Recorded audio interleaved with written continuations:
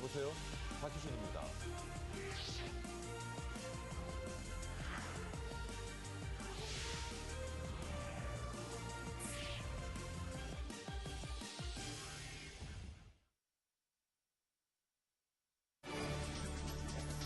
미국 연방준비제도가 매월 400억 달러 규모의 채권을 매입하는 내용의 3차 양적 완화 조치를 전격 단행했습니다. 중국 정부가 경기 부양을 위해 수출입 촉진에 발벗고 나섰습니다. 우리 경제가 중국의 의존이 커지면서 증시의 미국 효과가 줄어들고 있습니다. 전국경제인연합회가 경제민주화에 대해 상생과 윈윈을 강조하고 정부의 적극적인 경기 부양책을 주문했습니다. 금감원이 금융소비자 보호를 위해 민원이 많은 금융회사를 특별 검사합니다. 한전과 삼성 주도로 카자흐스탄에 40억 달러 규모의 발전소 건설이 시작됐습니다.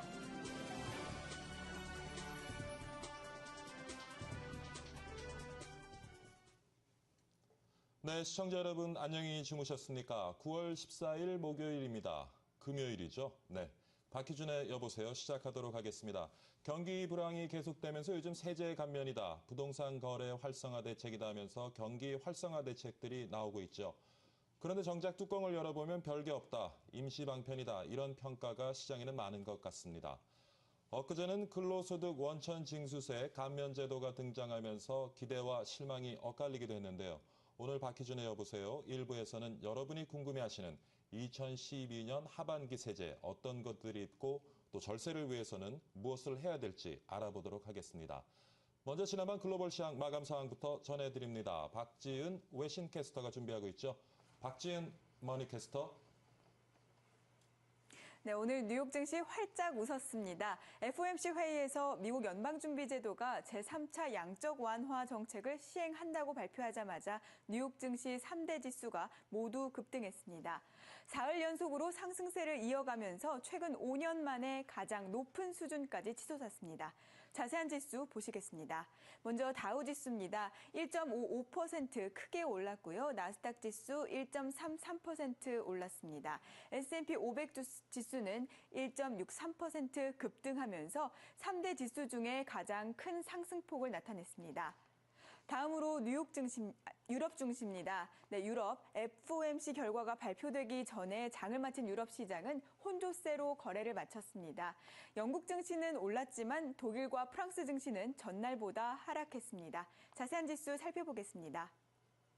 영국 FTSE 지수 0.65% 상승했고요. 독일 닥스 지수는 0.46% 빠지면서 7,310.32를 기록했습니다. 프랑스 까크 지수도 하락했습니다. 1.21% 급락하면서 3,502.09를 기록했습니다. 마지막으로 어제 마감한 아시아 지역 주요 증시 알아보겠습니다. 아시아 지역 증시 역시 혼조세를 보였는데요.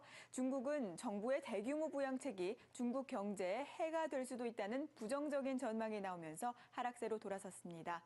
자세한 지수 살펴보겠습니다.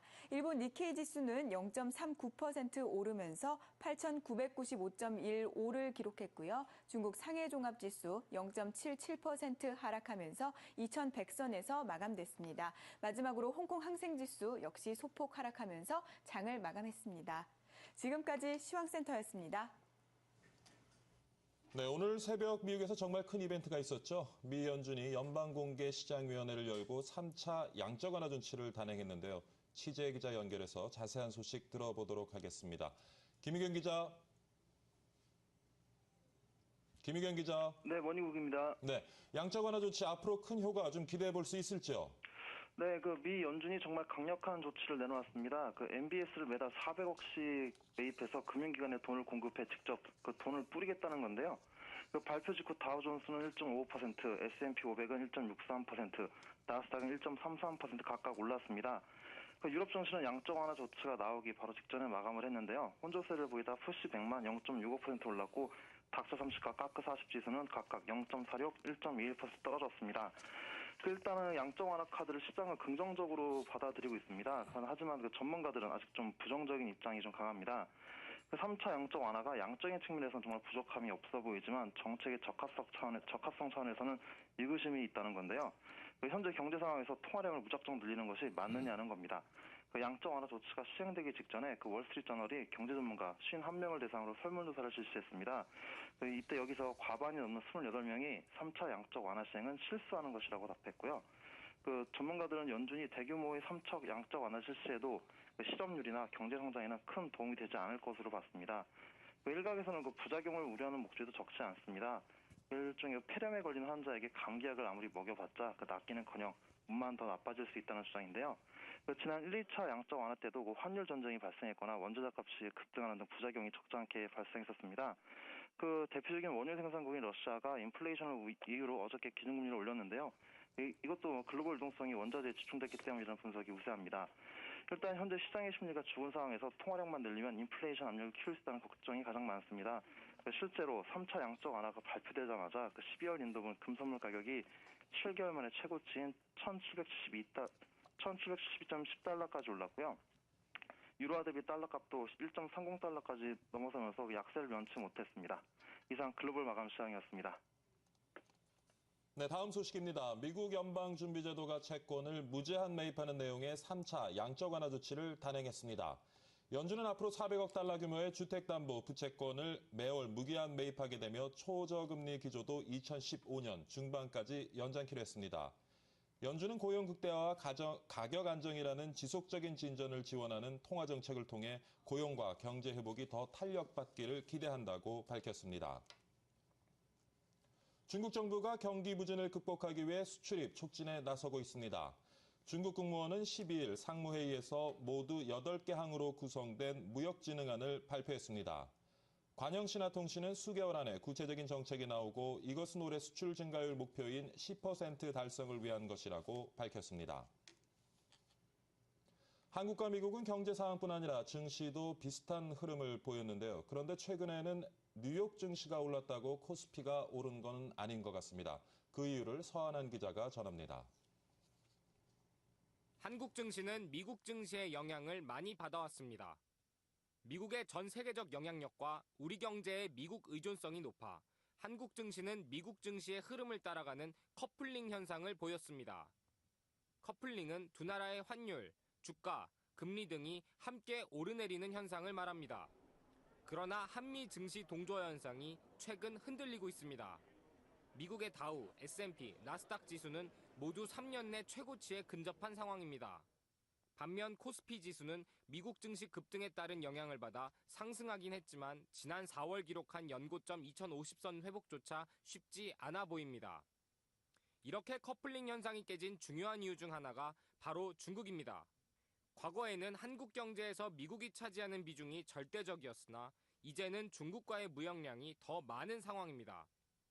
중국의 성장세 감소는 수출 상품이 많은 한국 경제에도 직격탄으로 돌아올 수밖에 없습니다.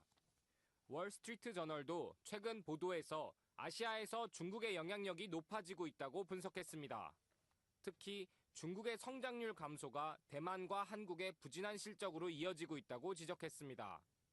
중국 GDP가 1%포인트 떨어지면 한국 수출은 1.7%포인트 떨어지고, 그래서 한국 GDP도 0.4%포인트 이제 떨어지게 됩니다. 이렇게 중국 경제가 좋아지면 우리 경제도 좋아지고, 중국 경제가 나빠지면 우리 경제도 나빠지는 동조화 현상이 크게 나타나고 있습니다. 전문가들은 중장기적으로 우리 경제의 중국 동조화 현상은 더욱 심화될 것으로 내다봤습니다. 엠머니 서한환입니다. 네, 전국경제인연합회가 경제민주화에 대해 경제 주체 간 조화로운 상성을 바탕으로 윈윈할 수 있는 방향이 돼야 한다고 말했습니다. 정경련 회장단은 9월 정례회의에서 이같이 밝히고 경제 활력 회복에 역점을 둬야 한다고 강조했습니다. 이어 경제 성장과 일자리 확대가 서민 생활의 해결책이라며 정부의 적극적인 부양책을 주문했습니다. 금융감독원이 고객 민원이 많은 금융회사를 특별 검사합니다. 금융감독원 금융소비자보호처는 어제 올해 상반기 금융민원이 가장 많이 제기된 금융회사를 대상으로 민원 발생 원인과 처리 현황을 파악할 것을 검사국에 요청했다고 밝혔습니다. 이번 금융감독원의 조치는 소비자 보호가 중요시되는 흐름에서 금융회사의 약탈적 모습을 단속하겠다는 포석으로 보입니다. 카자흐스탄에 한국이 주도하는 40억 달러 규모의 발전소 건설이 첫 삽을 떴습니다. 이번에 만드는 발전소는 카자흐스탄 최초로 민간 자본으로 이루어지는 사업으로 한국전력과 삼성물산이 75%의 지분을 가지고 참여합니다. 이 사업은 이명박 대통령과 나자르바예프 카자흐스탄 대통령이 2008년부터 4년간 6차례 정상회담을 가지면서 성사된 대표적 경제협력 사업입니다. 최근 미분양 아파트에 대한 분양 문의가 늘고 있습니다. 정부가 미분양 아파트를 사서 5년 안에 팔 경우 양대소를 면제하겠다는 주택거래 활성화 대책을 내놨기 때문인데요. 주요 미분양 아파트 단지를 장남식 기자가 정리해봤습니다. 앞으로 미분양 아파트를 사서 5년 안에 팔면 시세 차익에 대한 양도소득세를 내지 않아도 됩니다. 또 취득세도 반으로 줄일 수 있습니다. 정부가 주택거래 활성화를 위해 한시적으로 이 같은 정책을 내놓으면서 미분양 주택에 대한 관심이 높아지고 있습니다. 특히 실수요자들이 선호하는 중소형 미분양 아파트에 대한 문의가 늘고 있습니다. 준공후 미분양이나 연내 입주가 가능한 미분양 주택 취득 시에 취득세와 양도세 혜택을 동시에 받게 될 관심이 집중되는데요. 다만 양도세의 경우 양도 차익이 발생해야만 하기 때문에 향후 가치 상승이 가장 혜택을 받기 위한 가장 큰 요건이라고 볼 수 있습니다. 연내에 입주가 가능한 물량은 서울에서는 동작구 상도동의 엠코타운, 흑석동의 뉴타운 센트레빌2, 가재울 뉴타운의 레미안 이편한 세상 등이 있습니다. 수도권에서는 고양시 식사동의 자이 위시티 2단지, 수원시 권선동의 아이파크시티 2차, 김포시 장기동의 쌍용예가 등이 있습니다. 전문가들은 미분양 아파트를 구입해 시세 차익을 노리려면 입지 여건과 개발 호재 등을 꼼꼼히 따져봐야 한다고 조언합니다. 엠머니 장남식입니다. 네, 정부와 여당이 하우스4의 주택을 정부와 집주인이 공동으로 보유하는 방안을 검토하기로 했습니다. 집주인은 대출액만큼의 주택 지분을 정부에 넘기고 지분만큼 정부에 임대료를 내는 방식으로 시행될 것으로 보입니다.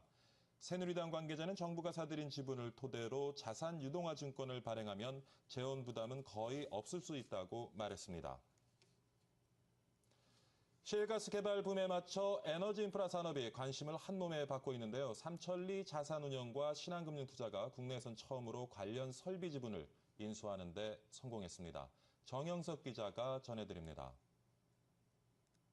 삼천리 자산운용과 신한금융투자는 미국 에너지 기업이 보유한 루이지애나주 가스 정제 시설 지분 34%를 약 2천억 원에 인수했습니다. 국내 기업이 북미 지역 유전에 투자한 적은 있지만 가스 인프라 지분을 인수한 것은 이번이 처음입니다. 이번 입찰에는 막대한 자금력을 보유한 미국 기업들이 대거 참여했던 것으로 알려졌습니다.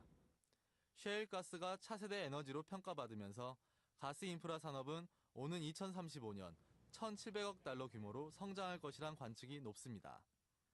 특히 새 설비에 투자할 경우 많게는 5년의 시간이 걸리지만 이번에 인수한 정제 시설은 이미 가동 중이기 때문에 바로 수익을 낼 것으로 보입니다. 국내 설비들은 대부분 이제 석유 쪽을 이용한 거고요. 천연가스를 가공한 화학 제품을 만든 설비들은 많지 않은데 북미에서는 거의 천연가스로 많이 만들고 있어서 국내 컨소시엄이 가스 인프라 산업 투자에 첫 삽을 뜨자 국민연금과 관련 국내 기업들도 사업 참여를 적극적으로 검토하고 있습니다. 국민연금은 그동안 북미 지역에서 자원 탐사, 개발 등에만 치중해 왔으나 투자 다각화를 염두하고 있는 것으로 전해졌습니다. 엠머니 정영석입니다.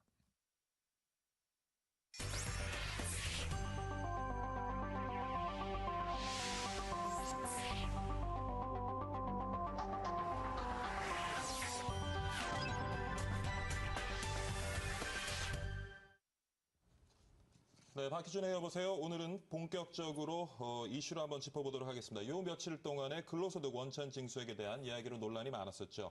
절세냐 아니냐 의견이 분분했습니다. 어떤 내용인지 오늘 좀 자세히 짚어보기로 하겠습니다. 또 그리고요.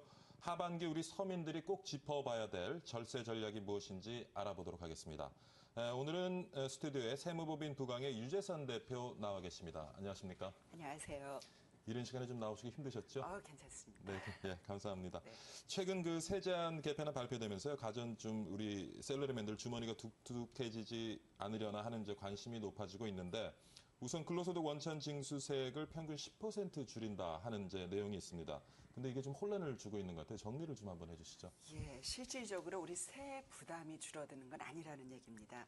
우리 봉급생활자들이 근로를 제공하고 보수나 임금, 상여금 등을 받게 되시면 그 소득세를 원천 징수하고 나머지 차액을 받습니다. 그리고 다음에 2월 달에 연말정산을 통해서 차액을 환급받거나 추가로 납부하시게 되는데요. 이때 매월 징수할 기준 금액을 정해놓은 근로소득 간이세액표라는 게 있습니다. 간이세액표는 소득세법 제129조 제3항에 따라서 근로자에게 매월 급여를 지급하는 때에 원천 징수할 세액을 급여 수준과 가족 수별로 정한 표입니다. 지난 10일 정부에서는 원천 징수 합리화 방안으로 이 간이세액표의 특별 공제 부분을 상향 조정함으로써 징수세액을 적정 수준으로 조정하겠다고 발표를 했는데요. 특별공제 계산 방법은 공제 대상자가 2명 이하인 경우 종전에는 110만 원 플러스 총급여액의 2.5% 공제를 했었습니다. 근데 이것을 210만 원 플러스 총급여액의 4%로 상향하고요. 공제 대상자가 3분 이상인 경우에는 250만 원 플러스 총급여의 5%, 4천만 원 초과분의 5%였던 것을 더해주던 것이 350만 원 플러스 총급여액의 7% 더하기 4천만 원 초과분의 5%로 조정한다는 것이 핵심입니다. 자, 아침부터 복잡한 산식이 나와서 죄송합니다만 결론적으로 말씀드리면 4인 가족 연소득 4,800만 원을 기준으로 할 때 매월 25,470원만큼 세금을 더했댄다는 얘기입니다. 연간 한 30만 5천 원 정도 되겠는데. 크지 않은 액수네요. 근데 중요한 거는 여기서 30만 5천 원이 줄어든다는 얘기가 아니고요. 그동안 간이세액표에 의해서 너무 필요 이상으로 많이 떼고 많이 돌려줬었는데 이걸 좀 적정 수준으로 적게 걷고 적게 돌려주겠다라는 얘기입니다. 따라서 지금 당장 떼는 세금이 줄어든다는 얘기지 연간 총 부담하시는 세액이 줄어든다는 얘기는 아니라는 얘기죠. 그러니까 총액은 줄어드는 게 아니군요. 그렇습니다. 그렇군요. 연말까지 뭐 기준으로 하면 결과적으로 이제 달라지게 없는 셈인데 연말 한 금액을 미리 당겨받는 그런 이제 개념이라고 우리 시청자들이 이해하시면 되겠군요. 그렇습니다. 네, 그렇다면 실질적인 좀 절세 전략이 있다면 무엇이 있을지 또 우리가 이제 연말이 아직 뭐 몇 달 남긴 했습니다만은 연말정산 대비해서 좀 챙겨야 될 절세 전략 한번 좀 짚어주시죠. 예, 벌써 9월이에요. 내년 2월에 네네. 연말정산 시기니까 이제 한 5개월 정도 남았네요. 꼼꼼한 연말정산 설계, 두둑한 한급으로 돌아온다는 건 다 아실 거고요. 자, 우선 맞벌이 부부의 경우 고려하실 점이 참 많습니다. 부양가족 공제를 누구한테 몰아줄 건지, 또 신용카드 공제는 어떤 분이 받으셔야 할지 그 공제액이 달라질 수가 있거든요. 기본적으로 소득이 높아서 높은 세율을 적용받으시는 분이 부양가족 공제 등 인적 공제를 몰아서 공제액을 늘리시는 게 유리할 것 같고요. 그렇지만 의료비 공제나 신용카드 사용액 공제 같은 경우 생각을 좀 해보셔야 되는 게 총급여액의 3%를 초과한 의료비, 또 총급여액이 25%를 초과해서 사용한 신용카드 사용액의 20%가 공제 대상이 됩니다. 따라서 소득이 낮은 사람이 오히려 신용카드 공제나 의료비 공제를 받으시는 게 더 유리하게 되겠는데요. 여기서 그 신용카드 공제의 불편한 진실 혹시 아실는지 모르겠습니다. 말씀해 주시죠. 네. 소득 수준이 낮으면 신용카드를 아무리 많이 사용해도 그 공제 효과가 거의 나타나질 않습니다. 예를 들어서 연봉이 2천만 원인 경우에 2천만 원을 다 카드로 지출하셔야만 한도액인 300만 원을 공제받으실 수가 있습니다. 또 연봉이 3천만 원인 경우에는 사용액이 2,250만 원이 돼야 300만 원 공제를 받으시는 거예요. 따라서 공제 항목들을 무조건 쫓아가기보다는 내 소득 수준에 맞는 공제 항목을 점검을 하시고요. 이에 따라서 신용카드 사용액을 얼마까지 사용을 한다든지 또 연금저축을 한도액까지 가입을 한다든지 하는 그 연말정산 설계가 필요하겠습니다. 아무래도 이제 맞벌이를 하면은 어느 쪽으로 어떤 부분을 이제 절세를 할 것인지 좀 선택이 가능할 수 있는 부분이 있겠네요. 그렇죠. 그 외에도 안경이나 렌즈, 또 보청기 같은 것들, 장애인 보장구 같은 것들이 신용 소득 공제가 됩니다만 아직까지 국세청 간소화 서비스에서 확인이 안 되는 항목들입니다. 그래서 이런 것들은 평소에 영수증 잘 챙겨주시는 게 필요할 것 같고요. 가족들 지출 중에서 우리 아이들 그 학원비 상당 부분 차이치하는데요. 이런 부분들 그 연말정산할 때 지로납 부분도 소득공제 혜택을 받으실 수 있습니다. 특히 취약전 아동의 경우 사설학원 수강료를 지로로 납부하시게 되면 교육비 공제와 신용카드 공제 모두 받으실 수 있습니다. 네. 강력한 태풍이 또 올라온다고 해서 걱정이에요. 예, 이번 주말에 또 태풍이 하나 온답니다. 네, 이 태풍 피해 등 이 자연재해 같은 경우로 특별 재난 지역이 선포가 되면은요, 그 지역 복구를 위해서 자원봉사 등을 하시는 경우 하루 8시간 이상 봉사를 해주시게 되면은 일당 5만 원까지 그 기부금 소득공제가 됩니다. 알아두시면 도움이 그런 되실 어떤 그 관련 내용들이 국세청 사이트에 가면 이렇게 공개가 되고 있나요? 예, 국세청 홈페이지 예. 가시면 다 조회하실 수 있습니다. 근데 가서 이렇게 읽어보면 참 말이 어렵더라고요. 쉽게 그렇죠. 이해가 안 가게. 세법이 예, 예, 어렵습니다. 예. 그래도 연말정산은 근로자 자신이 꼼꼼하게 챙겨보셔야 됩니다. 회사에서 다 알아서 해주겠지 하셨다가 예. 그 누락된 항목으로 손해보는 경우가 많이 있습니다. 네, 자 이제 연말정산 대비해서 우리가 챙겨야 될 절세 전략 이제 알아봤고요. 이번에 이제 90대책으로 부동산 거래세 감면 대책이 나왔습니다. 이 내용 사실 뭐 관심 있는 분들이 좀 많으실 텐데 먼저 좀 내용을 좀 정리를 해주시죠. 예, 약간 시장에 혼란이 있는 것 같아요. 일단 양도소득세나 취득세 감면 대상과 기한이 올해 연말까지 거래한 주택으로 법률에서 명확히 한정을 했는데 감면 시작 시점을 국회 상임위원회 통과일 이후 취득분부터 시행한다고 밝힘으로써 혼란을 주고 있습니다. 지난 11일 당정협의를 거쳐서 조세특례 제한법 및 지방세 특례 제한법 개정안이 국회에 제출이 됐습니다. 예. 이번 개정안에 따르면 감면 혜택 적용 시점을 9월 30일 거래분부터 설정을 하고 있는데요. 따라서 감면이 9월 30일 이후 계약한 미분양 주택부터 12월까지 감면이 될 예정인 것 같습니다. 그렇군요. 그리고 또 뭐 취득세도 지금 역시 12월 말까지 50% 추가로 감면해주기로 했다고 하는데 그 내용도 좀 살펴봐 주시죠. 예, 그렇습니다. 취득세 역시 양도소득세와 마찬가지로 50% 감면을 9월 30일부터 연말까지 잔금이 청산된 주택에 한해서 적용을 할 방침입니다. 정치권 일각에서는 지난 10일 정부 발표 시점부터 소급해서 이 혜택을 적용해주자라는 정책을 추진하고 있는 것으로 알려지고 있는데요. 다만 이제 부동산 세금 감세를 반대하고 있는 야당하고 지방세 수익 감소를 우려하는 지방자치단체 반발에 따라서 상임위 통과가 좀 어려워질 수도 있습니다. 예. 그럴 경우 그 감면 시점이 9월 30일보다 좀 늦춰지거나 예. 혹은 당겨지거나 할 근데 이렇게 가능성이 감면 있습니다. 시점이 확실하지 않고 이렇게 불확실하면 시장에서 좀 아무래도 혼란이 가중될 수 있겠네요. 그래서 지금 뭐 계약을 어떻게 해야 되는지 그렇죠. 또 잔금 청산을 미뤄야 되는지 설왕설래하고 거래가 오히려 한시적으로 좀 중단되는 경향도 있다고 들었습니다. 오히려 그런 불확실성이 높아지면 아무래도 좀 오히려 부동산 시장이 좀 얼어붙을 것 같아요. 당분간 거래를 한 그렇죠. 사람이 언제 이게 시점이 정해질지 고려하다 보면은 그런 일도 좀 있을 것 같습니다. 네. 자, 지금까지 나온 대책들 뭐 결론적으로는 시장에서 소문난 잔치 먹을 거 없다 하는 말들이 좀 있는 것 같고요. 막상 또 뚜껑을 열어보니까 실효성 있는 대책이 많은 것 같지는 않다. 이런 의견들이 많은데 왜 이런 얘기들이 좀 나오고 있는지 좀 해석을 좀 부탁드립니다. 일단 지금 부동산 시장이 지나치게 침체돼 있는데 그 부분에 대한 정부 고민이 참 깊구나 하는 생각은 읽을 수가 있겠어요. 이런 식으로 계속 정책이 나오는 걸 보면. 근데 사실은 이번 대책에 대한 그 효과, 전망 그다지 밝지 않은 게 사실인 것 같습니다. 일단 적용 기간이 연말까지 이제 3개월 정도 남았습니다. 시행일이 언제가 될지 모르지만 기간이 지나치게 짧게 설정이 되었고요. 또 기본적으로 양도소득세 감면의 경우에는 지금부터 신규 분양되는 물량에 대해서는 적용이 되지 않습니다. 기존에 이미 미분양으로 척체되어 있는 부분에 대해서만 적용을 하겠다라는 얘기인데 이 미분양 물량을 취득하는 경우에 한정하는 경우 파급 효과가 지나치게 제한적일 수 있다라는 분석이죠. 그래서 무엇보다도 시장에서 그 주택의 가격이 상승할 거라는 기대감이 이미 실종이 된 것 같습니다. 그러다 보니까 이 세금 때문에 부동산을 취득하지 못하는 게 아니고 향후의 가격 전망에 대한 그 비관론 때문에 아무래도 시장이 얼어붙다 보니까 이런 미봉책으로 과연 효과를 거둘 수 있느냐라는 비판적인 시각이 대부분인 것 같습니다. 네, 말씀 잘 들었습니다. 오늘 세부법인 부강 유재선 대표 모시고요. 이번에 이제 미리 보는 하반기 절세 전략 저희가 같이 한번 세워봤습니다. 오늘 아침 일찍 출연하시라고 수고 많으셨습니다. 감사합니다. 감사합니다. 네, 박희준의 여보세요 1부 마치도록 하겠습니다. 2부에서 준비한 이슈는요. 어떻게 보면 네버엔딩 스토리죠. 제 인생에서도 네버엔딩 스토리입니다.